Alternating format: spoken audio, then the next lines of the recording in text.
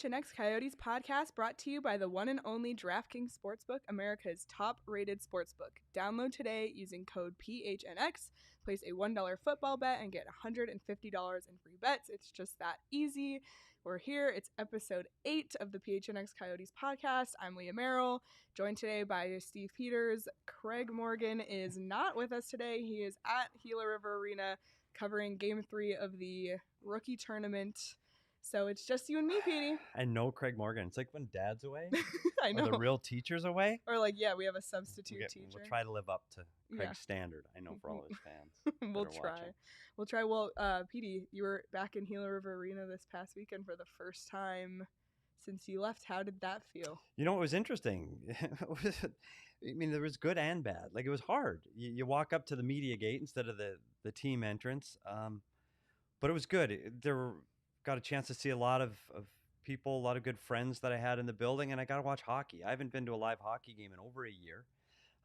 So that part was exciting. And you know what? The Coyotes team that they put on the ice on Friday that we've been talking so much about how challenging the year is going to be, the prospects played really, really well. So that part was fun. I had a great time. That's awesome. Well, we'll definitely dive more into your takeaways from the rookie tournament.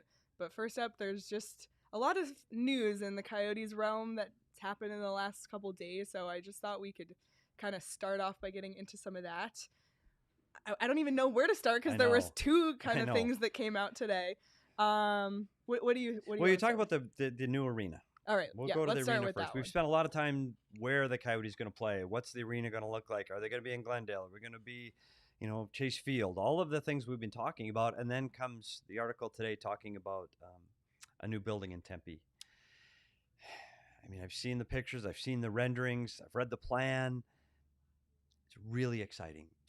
It's awesome. It's fantastic. It looks beautiful in the photos and the renderings. And the part of it where it's not going to be public money funding the building is so refreshing to hear from a sports team. You're seeing, you don't want to see the taxpayers have to flip the bill for everything. So that part of it's exciting. I'm trying to temper my own excitement because I've seen it before. Mm-hmm. I've seen drawings before. I've seen mock-ups before. I've seen pictures before.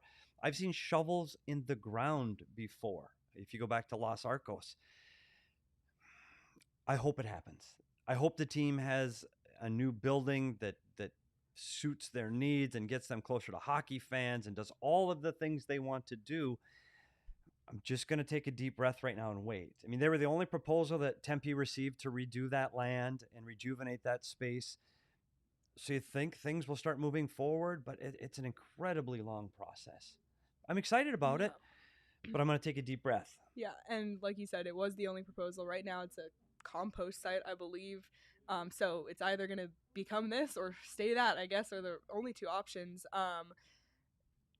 In part of the proposal, it includes a practice rink that will also serve as the headquarters of the team's youth hockey program and open to the public, which is great. We've talked about the importance of having more rinks here in the Valley. The location is incredible. They're looking to revamp the walkway, add water back to the Salt River, that sort of thing. So, I mean, we'll see what happens. We'll have more information on this later this week. Craig is planning to... Yeah, as always, Craig. Yes. Wait for Craig. Exactly. No, he's planning to dive deeper into this. So we're hoping for our live show Wednesday we'll have some more information about this. But this did just come out. And all kidding aside, so. Craig is connected with all the people involved in this process. So Craig is the best source. And for those members, jump in the member Discord. I know Craig's in there a lot. He might be able to answer some questions on this right away. But he's going to be the guy that's going to carry the heavy lifting on this. And I've already seen some questions in the member Discord this morning. So we'll keep tabs on all those questions that everyone in the Discord is asking and keep note of that so that we can bring up later once we have some more and as more things come out, we'll be here. Yeah, exactly. So, and the other big news this morning is the white Kachina is back. You can see it here behind me. What is old is now new again. This is PD. This is the original. That's back in the old days. It says Phoenix on the shoulders. I don't know. It's old. Yeah. It's old. Well, but we had, in short time frame, we made do. I think it's great. I've always liked the logo. I think it was one of the best logos in hockey. It is. And you know what? when it changed, the thought process when it changed originally was when they moved to the new building, they wanted to have that original 6 look. Mm-hmm. And when you look at the original 6 teams, like you look at Toronto and Detroit, it's a 2-color team. Like they had 2 colors. So it was red and white. That was it. That was the mandate. We want to look like original 6, simple logo, simple colors. They accomplished that, and it was great. Yeah. Added black in a few years later, make a little changes, and here we are back to this again. It is funny how fashion does come back around, like literally just in regular fashion and in jerseys. So the white will serve as their away jersey this year. The black Kachina will be their home jersey. They're redoing we've already seen the ice. It's the Kachina on the rink. They're going back to the Kachina. There'll be 8 nights where they will wear the red coyote head. They do want to keep that as part of the look, but primarily this will be the jersey, and they're also going to wear this white one on their home opener. I think it's great, but what happens with Howler? Because he's the big, soft, that's a fuzzy, question I didn't even think about. Big, soft, fuzzy coyote. Does he change? Is it a new look? I don't know. I mean, clearly he'll change his jersey to a Kachina jersey, but does he change his look? But Howler is a popular mascot in the NHL. Like, he's highly ranked in terms of the NHL mascots. And these are the hard-hitting questions we answer. But you could also argue, like, what is Gritty's relevance to the Flyers? Fair and enough. There is none. And then the Columbus Blue Jackets mascot. Like, so I don't think, based on those two tidbits. So you think he's safe? I think he's safe. Okay. But we'll get Craig on that today. Yeah, too. that's the hard hitting journalism that people really want to know. Oh my goodness. So that was some other big news this morning as well. And I think, people have been anticipating this for a while. It's like Craig has said in his articles. It's the worst kept secret in Arizona exactly. for hockey fans. People knew it was coming. It's great. The Kachina went on the ice.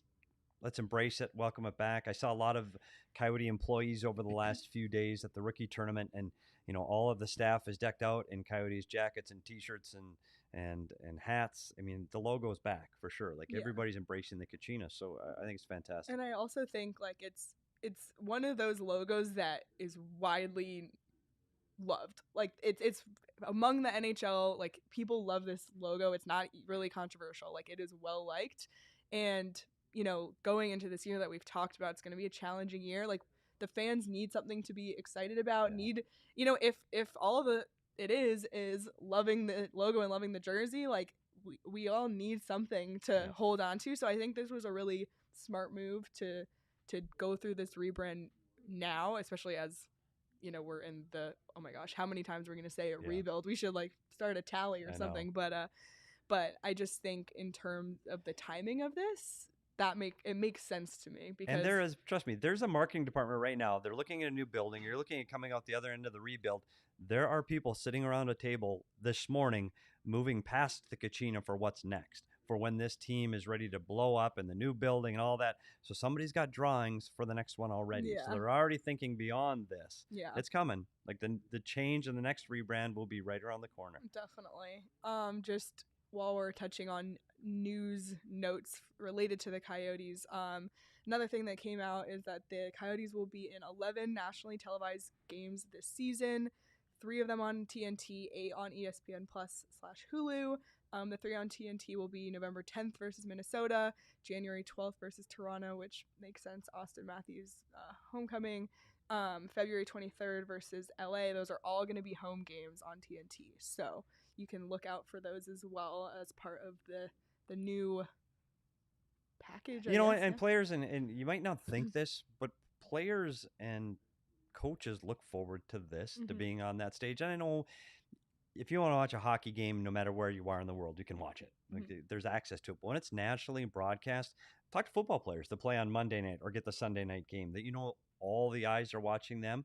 There is a little different swagger during that game. People know it. They're aware of it. The media celebrities from those broadcast networks are in the building, and it's just more fun. So it's great the Coyotes are getting recognized for some games nationally. I think it's great. Yeah, it's definitely something to look forward to. And another thing to look forward to is that the Coyotes will play the Dallas Stars in a preseason game on October 3rd in El Paso, which was in El Paso, Texas, the winner of Kraft Hockeyville USA. And you mentioned before that we started recording that you have been to a Craft Hockeyville. The Coyotes played in a Craft Hockeyville years ago in Sylvan Lake, Alberta, against the Calgary Flames.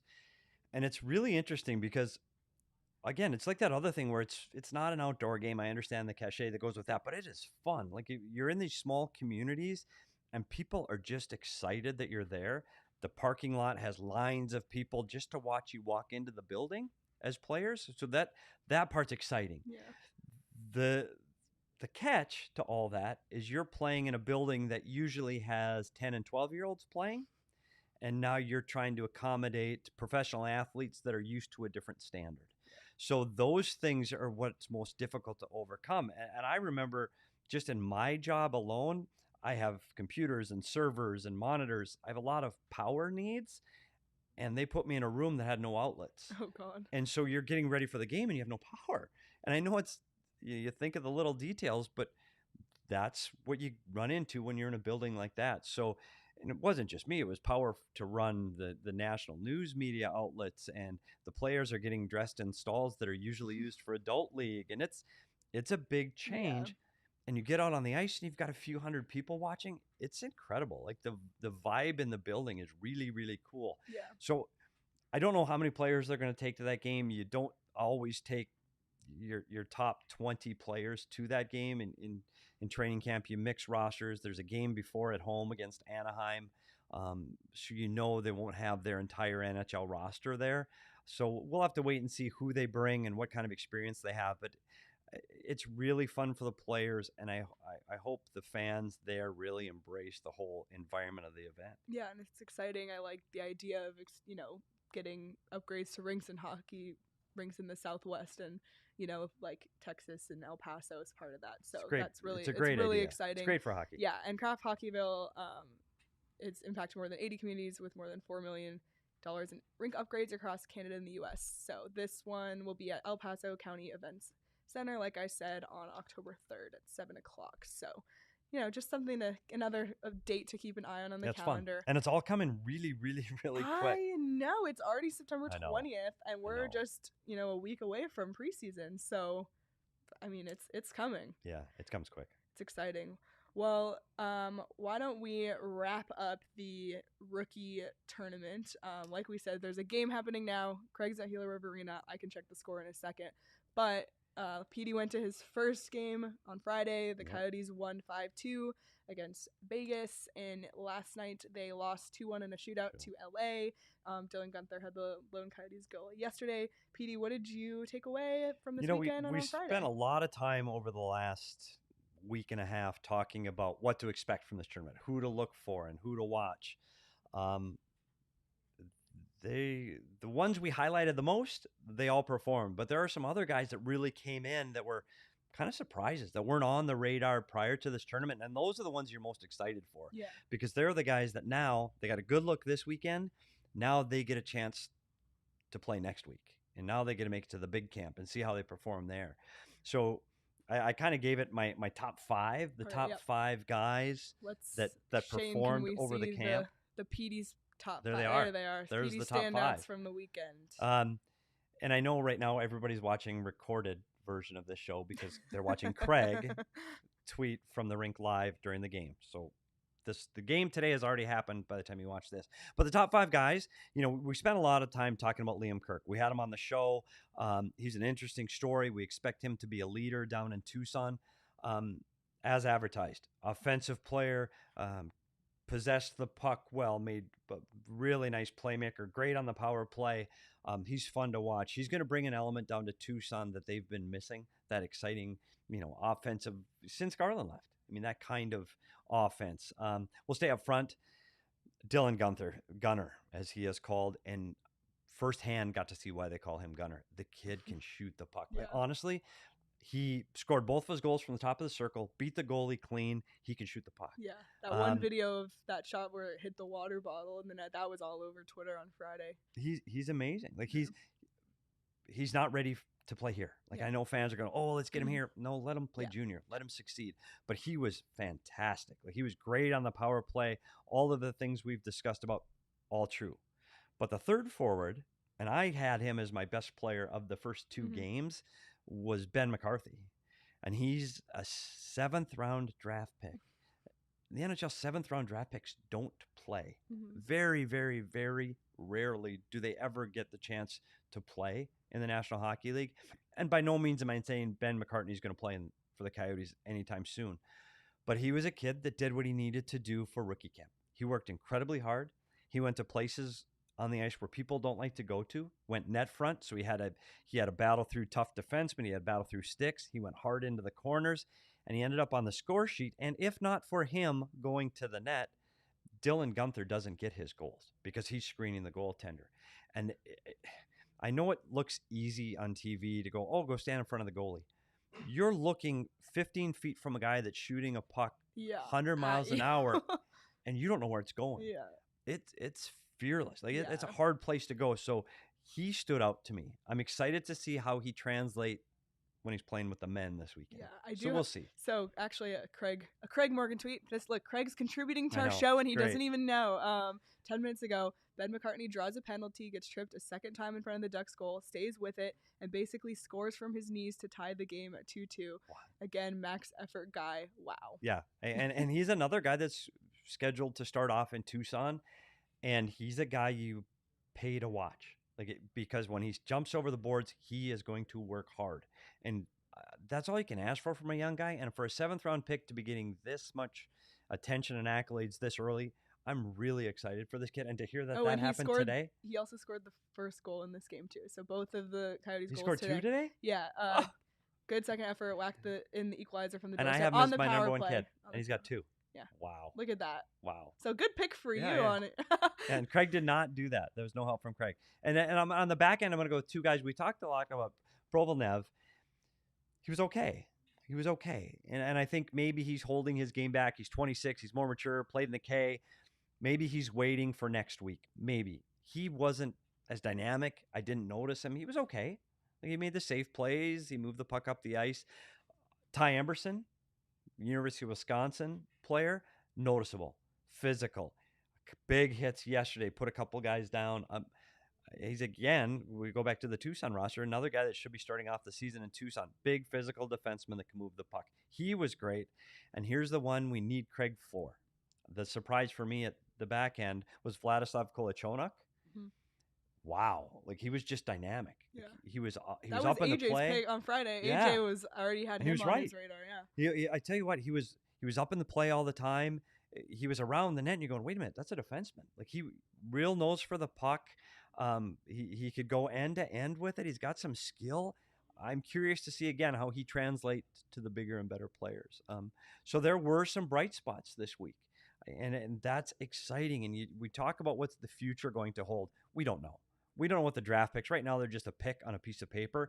There are some prospects that have some skill, and they're going to all go down to Tucson, play together, and grow together, just like we've been talking about for this rebuild. So there's the maybe there. Again, got a long way to go, but there's a maybe. So that's good. Yeah, exciting. Well, it's super exciting, and the rookie camp will look a lot different next year. Like you mentioned, we have all those draft picks on the horizon for the Coyotes. So it'll be a whole other thing, but it's exciting to hear that there was some exciting prospects.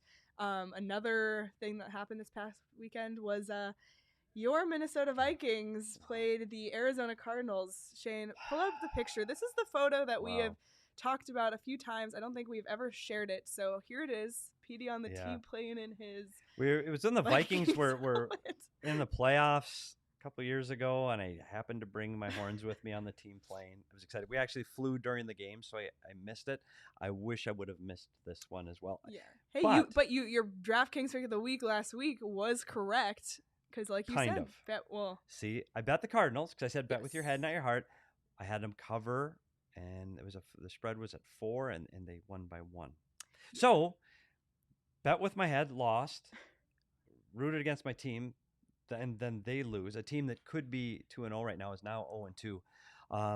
And the Cardinals are sitting 2-0, and what a fantastic start for them. So my DraftKings tip of the week, I have now changed my mind. Don't bet against your team. Just I know I'm supposed to be all Cardinals all the time. It's my hometown team. Don't bet against your team. You know what? I'm going to stay away from the Vikings the rest of the year. I am not going to include them in any of my picks of the week. And Shane, do you have a mic, Shane? Yeah, I do. So, like, you told me to stay away from the Chiefs game too. Yeah. And I didn't. Yeah. Oh no. And I lost. I told everybody to stay away, and I couldn't stay away. So You didn't either? no, I took I got the over, and then unfortunately the Chiefs covering. I love Lamar Jackson, so I was okay to lose to him. Yeah, he was. By the way, he was outstanding, and I don't want to turn this into a football show, but those were two outstanding football games. And before my next bet of the week, Shane, promise I will go to you first. I promise. All right. But I will say this to people that are and I know here's my plug for DraftKings. If you haven't signed up, like I put a $5 bet on a game I was watching just because I was watching it. Yeah. And your emotions, now you're in it. Like you were so into those games. Especially the game yesterday, it was so back and forth. It came down to the last play. Yeah. Like if you're betting, and especially if you're more of a passive football fan, like it just makes it so much more exciting. I doubled my money on the first play of the game because all I had, I did the no-brainer bet last week. Yeah. So, I mean, it just makes it so much more exciting. And like you mentioned, DraftKings makes it so easy to bet in the game. So there's just so many ways to do it. So be sure to download the DraftKings Sportsbook app using the code PHNX to sign up. Their offer this week is you receive $150 in free bets instantly, which if you're just trying to figure it all out, you can use DraftKings money to do so instead, and kind of get your feet under you. And then this week also, they're doing same game parlays, which I don't even know, Shane, what is a same game parlay? Like, what does that even mean? So they're so fun. It's so a parlay is when you have multiple picks and you parlay them together and to make better odds. Like, so the same game parlay, you would take, like what I did last night. I took the over and I took the Chiefs -3.5, and those odds combine. But then you can also get crazy. Like, you can say, like, I think Lamar Jackson's gonna have 50 rushing yards. The Chiefs are gonna win by 3, or at least 3, and then this over is gonna hit also, and all of those odds combine. So it's a parlay just within the same game with stats, props, whatever. It's great. Fun. Well, yeah, and there's a promotion on DraftKings. You can be credited up to $25 if your bet loses. So again, they're just helping you learn how to bet, because we've only been doing this or at least I've only been doing this for about 2 weeks. So and that is the kind of insight you get on the Bet Show. Exactly. Bet Show every day at noon, Monday through Friday. So don't be afraid to tune in, because he does give you that kind of information every day. If you're not sure what to do, if you're just learning, Shane would be glad to help you out. So just watch his show. Yep. So DraftKings Sportsbook app, code PHNX, 21 and over, Arizona only. Gambling problem, call 1-800-NEXT-STEP. New customers only. Minimum $5 deposit and $1 wager required. Eligibility restrictions apply. See DraftKings.com/sportsbook for details. And we've talked a lot about how we rely on Craig for our coverage, and you can find all of that coverage at gophnx.com. Become a member so you can get access to all the amazing stories behind the paywall, not just Craig's, but everybody else. Here we got all the beats covered: Suns, Cardinals, ASU, U of A, although U of A, I don't know. I don't want to talk about it, actually. We just won't even go there. But the Coyote, we just got an update today. The Coyote shirt is still the top selling shirt. Seriously. However, I don't know if you saw, did you see the Rise of Red Sea shirt yesterday? We're in trouble. It's an amazing, We're in trouble. It's a good amazing shirt. I know. So we might have some competition. Be sure to check that shirt out as well, because it's a phenomenal shirt. And you can see that on all of our social accounts. And if you sign up for the year membership, you get to choose a free shirt. So you could choose the Coyotes one. You can choose the Rise of Red Sea one if you want to be more timely with the Cardinals' success right now. But yeah, just be sure to check all of that out, because there's a lot of great stuff happening on the website. And a lot more stuff to come. We're going to try to put some video stuff behind that. Yeah, we have a lot of big ideas. It's early days. It's still early days. Well, coming up this week is training camp, and we're going to talk more about training camp in our show on Wednesday. However, we have you here, PD. You were an NHL coach for 23 years. So I just want to talk to you a little bit about what goes into, from the coaching side, preparing for a training camp. And the other thing I want to talk about is that Coach Tierney just announced or said what each of his assistant coaches are going to be doing, and I kind of want to break that down with you as well. So what should we start with? When you start with training camp, let's start with training camp. Okay. Because from Wednesday, we're going to approach it from the view of the player. Yeah. We're going to go, okay, what's training camp like? Matter of fact, tomorrow's show, we got Ray Whitney coming on. Yes. And Ray is going to tell what his experience was like and that'll be on tomorrow's podcast. What his experience was like going through training camp, and in his long career, training camp changed. And I'll spend more time talking about training camp in 1997 versus training camp in 2021. And they are vastly different on how players prepare, how long camps are, and what they do. So we'll do more of that Wednesday. Today, it's going to be, what are the coaches doing and what have they been doing? And what's more difficult in a year like this for the Coyotes and their prep for training camp is it's a new head coach, and it's a new message, and it's a new way of playing. If you have the same head coach, if Rick Tocchet were coming back and you were playing Rick Tocchet's systems, you would tweak things that you had done throughout the season. When I mean tweak things, the key to training camp is you have 3 or 4 days to teach the players how you're going to play. In football, you liken it to the playbook. And you have to know, memorize, and learn all the plays. In hockey, because nothing is really stationary except the faceoff, you can't have plays. Like, people don't have plays. You play a certain way. You play a certain style. Like, when we're forechecking on the puck that we dumped in, we're going to forecheck through the dots, which means you're going to look at the dots on the ice, and that's how we're going to approach the puck. Some coaches, they'll forecheck along the wall. Some guy will send 1 on the puck. Some will send 2. All of those things are what we refer to as your system, how you play, where every player on the ice is supposed to go. So if Rick Tocchet were back, he may change 1 or 2 minor details in some of his systems, but all of his videos, his teaching system tapes, what he's going to put on the board, his reports, all of those things are done. Andre is starting from scratch. That's going to be hard. You need to teach players how to play your style of hockey in 3 or 4 days because they have a game this year on day 5. You've got to teach everybody everything in that short time frame. So you're going to see a lot of video. You're going to do a lot of time at the whiteboard. There's going to be a lot of meetings. And there's going to be what we call walkthrough on the ice. So their neutral zone forecheck. They're going to walk through every position. It's very rudimentary. And people probably think that, it's so high-level stuff. It's the same stuff you would walk through with your high school team. Okay, the centerman, you're going to go here. You're going to pursue the puck first, and then you're going to follow on a D-to-D pass. Okay, winger, we're going to walk where you go. And it's really slow motion so everybody can see where everybody is supposed to be on the ice. Because in a game, those decisions, where you go and when you go, have to take place in a split second. The game is so fast, you have to know where to go all the time. And because people make mistakes, people score goals. This is a game of mistakes. You'll look at he was supposed to be here instead of there. And what we said in the locker room, you already had the yabbits. The player came in, but this guy went that way. And but I thought I was supposed to follow the puck. They can't make the decisions as fast as they need to. And that's what you try to hone into them in training camp. We're going to go through these patterns over and over and over again. And that's the major component of what coaches are trying to accomplish. They're teaching. So it's 4 days of teaching for Andre. How is he going to play for the upcoming season? And what role are the assistant coaches going to be playing in that? So everybody it's different. Again, we'll go back to football. Football's got an offensive coordinator and a defensive coordinator.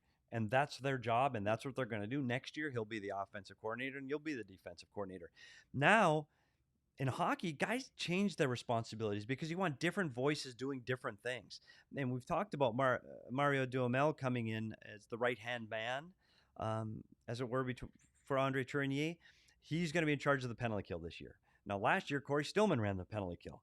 So what does that mean for the penalty killers that were here last year? Well, it's a different voice, potentially different systems. We're going to penalty kill a little bit differently. It's a way to get a different voice from what they had last year, whether they had success or not. It's just what he will do. Now, what does that mean, being in charge of penalty kill? He'll scout the opponent's power plays. How are we going to defend that penalty kill? He'll coach in-game. We need to make adjustments in-game to the penalty kill. He'll provide all the reports and all of the video leading up to the game and all of the post-game things related to the penalty kill. So when you look at a hockey team, there's 3 jobs. Penalty kill, when you're shorthanded, the power play. Phil Housley has the power play again. And Phil Housley's a guy, you try to assign the roles to the coaches that did that position when they played. Phil Housley was one of the greatest offensive. He's a Hall of Famer. Hall of Fame defenseman from the offensive side of the puck that knows how to play on the power play. So who better to teach it? So he will be responsible for all of the video work, all of the in-game adjustments, the personnel. That goes to the head coach usually, who's going to play on it. But everything else, Phil will take care of the power play. And then Corey Stillman is what they call the 5-on-5 pre-scout. What his job is going to be is he will pre-scout all of their opponents. So if they're playing LA on Friday, Corey's responsibility is to watch LA play their previous 2 or 3 games and come up with a game plan. What are they doing well that we need to take advantage of and try to get better and beat them at? Or where are their weaknesses that may give us an opportunity to create more offense? So everybody's got their little piece of the pie. So when they get to the rink in the morning, everybody goes off, does their job, and then usually the head coach pulls all of those people together, and now you communicate, collaborate, and bring it all together. Because I think it works best when everybody can contribute, everybody can help, and everybody has a little bit of things to say about even the other guy's responsibility. I think that's when those rooms work the best. Yeah, and a lot of the ones, or at least for Coach Duhamel coaching forwards, including video sessions, Phil Housley coached the defense, including video sessions, Corey Stillman worked with the forwards, including video sessions. Is every NHL coach a video coach now? Like, how is that approach going to change without a strictly assigned video coach? I mean, that's what, like, what were you doing as the video coach that now that role isn't there, that the other coaches have to take on? It's different now. And there's a video coach there. His name's Hunter Cherney, and they came in from Boston. Different responsibilities and roles that I had. And you're right. If you're going to be a coach in the National Hockey League, you need to be a video guy too. You have to be able to work on a computer. You got to be able to break down film, because there is so much work to do. And there's so much information that they have access to.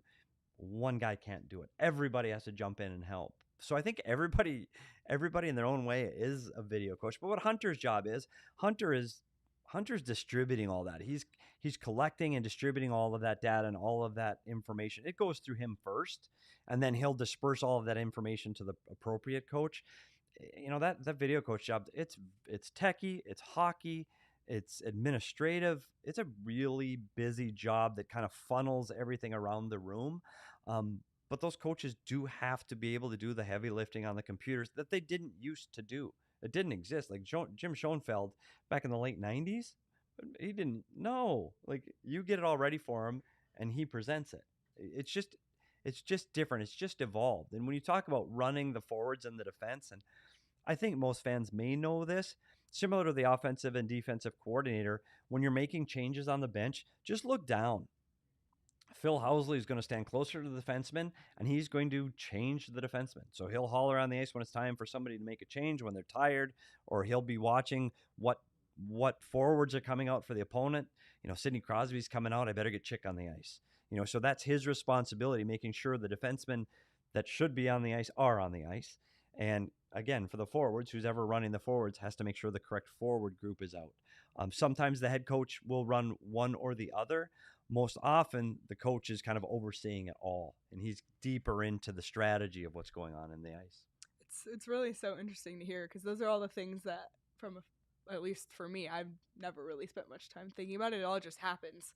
And also, a lot of people have been asking you questions in the member Discord that you've been answering on the coaching side. So that's been really interesting. It's fun. That Discord, I'm telling you, there's some really strong hockey people in that room. Like, it's good. It's fun. It's and again, fun. It's people that are here at PHNX. They just want to talk about their sport. Yeah. Whatever they're, before I came in here, was talking Suns basketball and Diamondbacks baseball. People just want to talk about sports. Yeah. And that's what the Discord is. Yeah. It's just talking about your sport. Yeah, it's super fun. And I'm excited once hockey season starts up that, like, we'll be able to start doing bets on hockey. I mean, right now we can do team future bets and player futures, but there's no games right now to be betting on. I'll be curious to see what that's going to be like. No. You and I are gonna try our hand at that. Craig said he is not going to be involved. Well, we're gonna have to watch, and one of the things before opening night, we have to watch what the team futures are for points for the Coyotes. Yeah, we will make that our bet of the week, and we should see what the over under points. Yeah. But that's coming. Yeah.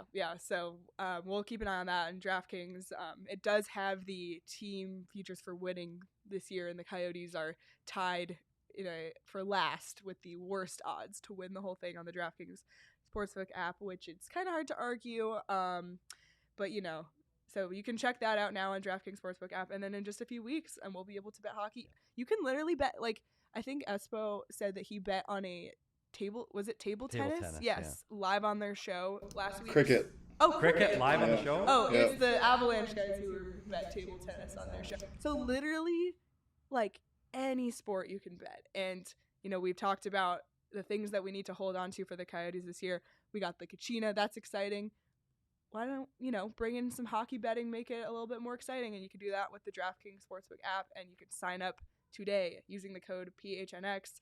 And like I said before, you get $150 in free bets. So you can practice now, use your bets on football, college football, table tennis, cricket, whatever you want. And when hockey season starts, then you'll be ready to use DraftKings to bet on hockey. So we're for sure looking forward to that. Leah? What? You have sat here for the last 2 weeks. Yes. And listened to Craig and I talk a lot. Yes. So today, with Craig being gone, yes, we're going to take just a couple of minutes to learn a little bit more about Leah. Oh. Yeah, about time. Everybody at home's like, about time. Yeah. So we know you're a hockey fan. We know you're from Toronto. We got that on show one. Yes. So we're just going to ask, I got a couple of hockey questions. Okay. And then maybe we'll get off topic. First, growing up or now, yes, do you have a favorite all-time NHL player? Favorite player of all time? Yes. Doesn't have to be a Coyote. Yes, and it's going to be so cliche, like you might roll your eyes, but for me, it's Sidney Crosby. And that is because yes, I grew up in Toronto, but my dad was so anti-Leafs because the Leafs were just so bad for so long, and he like kind of broke up with them. And the Coyotes, the Coyotes. So we my dad and I decided we needed a team that we could cheer for that had a chance. And I'll never forget, it was 2009, so it was before the Penguins won the cup that year. And my dad said to me, that Sidney Crosby kid is really, really good. Like, let's follow him. We'll follow the Penguins. And he and I just decided to follow the Penguins, and they happened to win the cup that year. And I'm actually I'm coming out and saying it. I'm a Penguins fan as well. And it's all because of Sidney Crosby, and I've just watched him. Did you sit and watch games with your dad? All the time. Seriously? Yeah. That really was cool. like, that was our thing. Growing up, like, and I don't, like, were you still in Toronto when that was happening, or were you here? Both. Yeah, okay. Both. Like, I actually texted my mom this morning because I was like, how old was I when I went to my first NHL game? She said 4. Come on. I said, was it in Toronto? So you just stole my second question. I know. I'm sorry. I did. Do you remember your first live NHL game? The answer is no, because I had to text my mom and ask, and she said 4, so I don't remember. You were 4 years old in Toronto. I said, was it in Toronto? She said it might have been Buffalo because it's so close. But why would be Buffalo? I don't know. Like, it's not that far of a drive. Far? It's like about an hour. Easier to get tickets in Buffalo than Toronto, I'm assuming. Probably way cheaper too. I used to sometimes fly to Buffalo to go visit my dad in Toronto because it was cheaper. And we once went to a Penguins Sabres game. Did you really? Yeah. In Buffalo? Yeah, in Buffalo. Wow. So you do go deep back with the Pittsburgh Penguins. And I've been to Mellon Arena, the Iceberg. My dad and I also went. The old Iceberg? Yep, we went there. From the Jean-Claude Van Damme movie? Only a 4-hour drive from Toronto. I did not know that. So that was another trip we did. So how many rinks have you been in? How many NHL rinks have you been in? Literally, like the Coyotes rink. Have you been in Toronto? Yep, I've been to Toronto. Scotiabank? To me, it's still Air Canada Center, but yeah, Scotiabank Arena, and Buffalo and the old Mellon Arena in Pittsburgh. I really think that's it. Pittsburgh. You go back to that Pittsburgh, the igloo, classic view from the outside, classic building from the outside. It was miserable inside, and when they designed it to open. Yeah. Like, I think we should know. Last time it actually opened was during a concert, where they actually opened open roof, and the plan was to play hockey with the roof open, and they never opened it again. But it was time. Like I was fortunate enough to go to a lot of those old arenas before they closed. Joe Louis and Pittsburgh, and I'm glad I was there. Yeah. But the facilities underneath that the team used, man, it was time for an upgrade. Yeah. So I'm glad they got their new building. Yeah, So that's exciting. Yeah. And I did not know that about you, and I know your dad's really important to you when it comes to hockey. Yes, very. So that's really cool. Yeah. That you had that and those memories. So that's. Yes. I'm glad we talked about that. Yes, me too. Thank you. Lastly, Okay. no more hockey. Okay. I want to talk about TV. Okay. I watch a lot of TV. Yes. I watch TV late at night after everybody's asleep. I put in my streaming services and I watch shows to help me sleep. Okay. So right now, you can give me your top 1 that you're streaming right now, or your top 3 streaming series, not movies, series of all time. So either 1 you're watching now, or 3 best streaming shows all time. Okay, well, this will be easy because I'm actually not streaming anything right now. Wow. Because I've been very busy with the launch of PHNX. Yeah, Saul heard that? So Too busy. I'm actually not streaming a series right now. To me, my top show of all time is Friday Night Lights. Wow. And it's back on Netflix, and I'm planning to rewatch it because the whole series. You're gonna start beginning to end again. I'm gonna. And here's another fact about me, and I know people go back to shows all the time. Like people will rewatch their favorite shows 100 times. Yes. I've never rewatched a series. I am doing Curb Your Enthusiasm for the 3rd time. No, I've right never now. done that. I'm on And season my 3. friends think that is so shocking because I have friends who've seen every episode of Friends like 10 times, every episode of The Office 10 times. I've never rewatched a series, so for me, I have to go back to Friday Night Lights. It's my favorite of all time. And I don't even have a top 3 because it's just Friday Night Lights and then a huge drop off for me. I'm also a big TV person, not in the last year, like more so during, the peak quarantine time of COVID, I watched a lot of TV, but. Well, I'm not ready to get into my stuff, my TV viewing, because it's. Yeah, we can save that for another day. It's very day. unique. Yeah. Like, people are going to not like what I watch, but we will get into that. We've got plenty of time to talk about a whole lot of other things. Yes, and I have questions for you, but I think we'll save it for another day because we gotta wrap up here today. But this was fun, just you and me. It was good. It was good. I enjoyed it. I was worried without Craig here. No, but I wonder if his fans are here though. Craig, yeah, well, the Minions are the Minions there? I don't know. We'll watch the views after. Well, this was a lot of fun today, and if you're watching us here on YouTube, be sure to subscribe to our YouTube channel, PHNX Sports. Follow us on Twitter at PHNX_Coyotes, at PHNX_Sports as well. We're on Facebook, Instagram. Follow us. Follow Craig. Oh, and Petey's trying to get to 500 followers. So 493 at S Peters Hockey. Yeah. You can follow me at Leah Merrall and Craig, of course, at Craig S Morgan. That's where all the info is, all the information about our shows.